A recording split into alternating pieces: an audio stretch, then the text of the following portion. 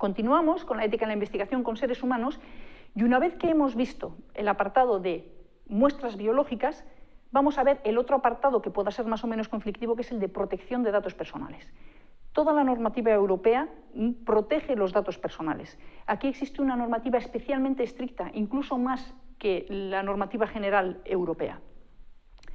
Para empezar, tenemos que definir lo que son datos de carácter personal. En nuestro caso, como hay una ley de protección de datos, podemos encontrar allí las definiciones. Pero en principio, un dato de carácter personal es cualquier tipo de información de persona física identificada o identificable. Y luego también se definen ficheros, porque este es un término que vamos a utilizar. Un fichero es allí donde vamos a organizar y guardar los datos de carácter personal. Bien. Vamos a estructurar el tema de datos personales de la misma manera que estructuramos el tema de muestras biológicas. En cuanto a riesgo-beneficio, una vez más consentimiento informado, y aquí en vez de biobancos y colecciones, bases de datos y ficheros de datos. Bien, en cuanto al riesgo-beneficio, en cuanto al sistema de obtención de estos datos personales, volvemos a lo mismo. Antes hablábamos de muestras obtenidas mediante técnicas invasivas, no invasivas o de colecciones. Aquí ocurre lo mismo. El nivel mayor de riesgo en cuanto a la obtención es cuando vamos a obtención de vídeos, imágenes, audio. Hay que tener siempre en cuenta que hay que obtener un consentimiento específico, independientemente del proyecto, para obtener imágenes o datos de audio del sujeto fuente.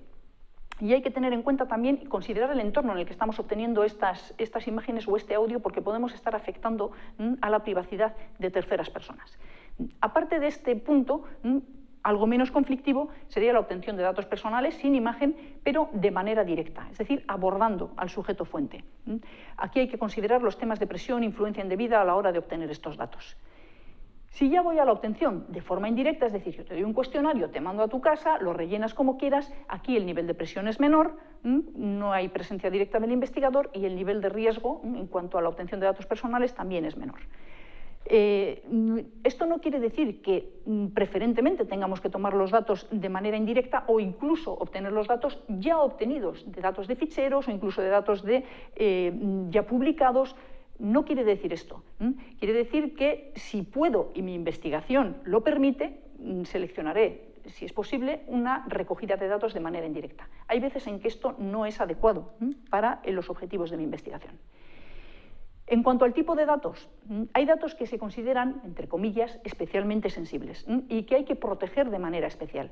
Normalmente todos los datos relacionados con la salud se consideran especialmente sensibles, pero hay otros muchos en que la propia ley de protección de datos considera de altamente sensibles y de protección específica. Todos los que puedan ocasionar, en principio, discriminación, estigmatización social o perjuicio personal o familiar. Normalmente aquellos relacionados con los datos de poblaciones vulnerables también se consideran especialmente sensibles y hay que protegerlos específicamente.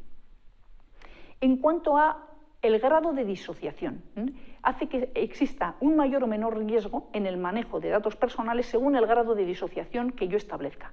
Los datos sin disociar, es decir, directamente los datos de mi investigación ligados a los datos personales, estos son los datos de mayor riesgo, porque puede vulnerar la confidencialidad de las personas. Mejor, en cuanto a nivel de riesgo, los datos disociados, es decir, codifico los datos y los datos personales los almaceno con mecanismos especiales de precaución. Menos riesgo todavía, anonimizados. Esto es una disociación definitiva, es decir, rompo el vínculo entre los datos de mi investigación y los datos personales, no puedo volver atrás. Esto no es lo indicado siempre, es decir, si yo necesito o puede ser conveniente para mi tipo de investigación volver al sujeto fuente para volver a pedir consentimiento por si hay alguna modificación, no puedo hacer una disociación irreversible o anonimización. Además, no podría comunicarle si hay algún resultado que pueda ser importante para su salud si yo he anonimizado estos datos. Menos riesgo todavía, anónimos de forma directa, es decir, desde la obtención son anónimos, encuestas anónimas, etc. O bien ya directamente datos públicos. En cuanto al consentimiento informado, igual que en las muestras biológicas, expreso, específico, revocable, se precisa siempre consentimiento del sujeto fuente. Y como en las muestras, tampoco se puede hacer cesión de los datos personales a terceros sin un consentimiento expreso. Aquí se aplican además lo que se llaman los derechos a arco de acceso, rectificación por nuestra normativa específica, pero en principio, al menos lo que es el derecho a cancelación existe en casi todos los países, es decir, quiero que se elimine el fichero de mis datos personales, no quiero que los vuelvan a utilizar para los fines para los que inicialmente consentí. Y finalmente, una vez más, el uso sin consentimiento específico, como pasaba con las muestras biológicas, ¿es posible? Es posible, pero volvemos a estar en lo mismo. La norma es, hace falta consentimiento. Si son datos anónimos o anonimizados, es posible, o datos de dominio público. En caso contrario, vuelvo a tener que pasar por algún tipo de excepción y pasar por el comité de ética para que considere mi caso en particular.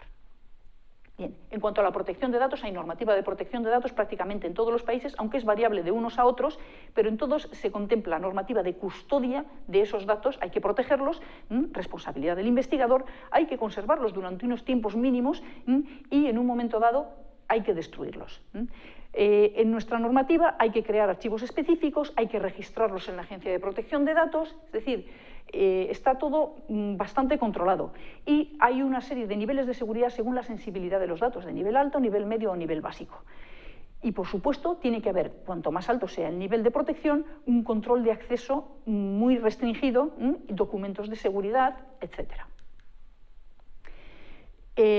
Para acceder a los datos de un fichero en el cual tengo un responsable que está controlando el acceso, necesito autorización o bien del sujeto fuente o además del sujeto fuente autorización del comité de ética en la investigación. Y los principios para autorizar el acceso, al acceso de esos datos es que la finalidad para la cual estoy accediendo a datos personales de los seres humanos en general sea aceptable desde el punto de vista ético, sean pertinentes para esa finalidad que es éticamente aceptable y la cantidad de datos que estoy buscando sean proporcionales. No, aprovechando que estoy entrando en el fichero, me llevo un montón de datos más para investigaciones futuras.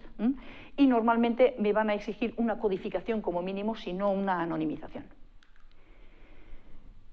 Con esto, lo que nos queda plantearnos es, en la mayoría de las investigaciones no necesito datos personales. Lo puedo necesitar inicialmente para pedir el consentimiento, pero al final no los voy a necesitar. ¿No deberíamos plantearnos como norma codificar los datos